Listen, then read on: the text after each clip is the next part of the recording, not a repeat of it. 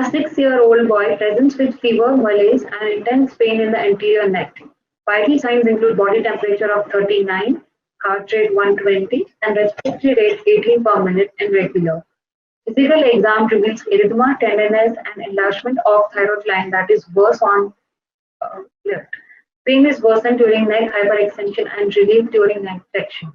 Thyroid function tests are within normal limits. Ultrasound of the thyroid gland reveals a unifocal parathyroidal hypoechoic space. Which of the following is most likely mechanism underlying this patient's condition? Post-viral inflammatory process, pyriform sinus fistula, C. Antithyroid peroxidase, B. Parathyroidal fibrosis, or D. Autoantibodies to thyrotropin receptor antibody.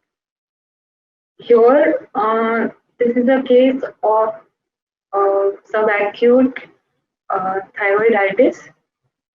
It is suppurative thyroiditis, and here, because of developmental malformation in the second and third arches, there occurs a fistula, pyriform fistula, which connects the pharynx to cartilages over here, right?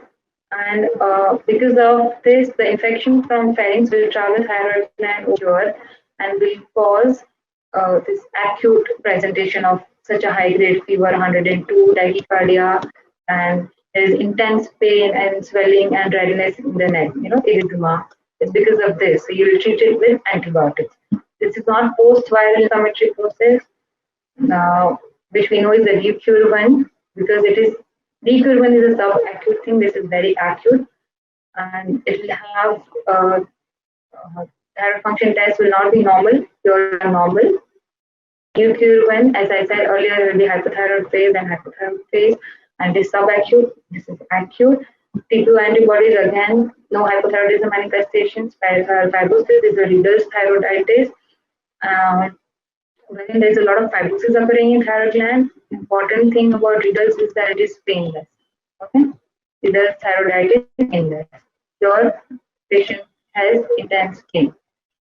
And antibodies to thyrotropin receptor.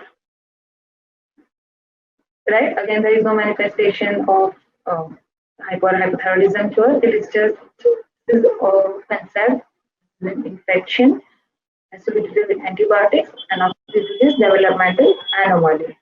Infection from pharynx travels down.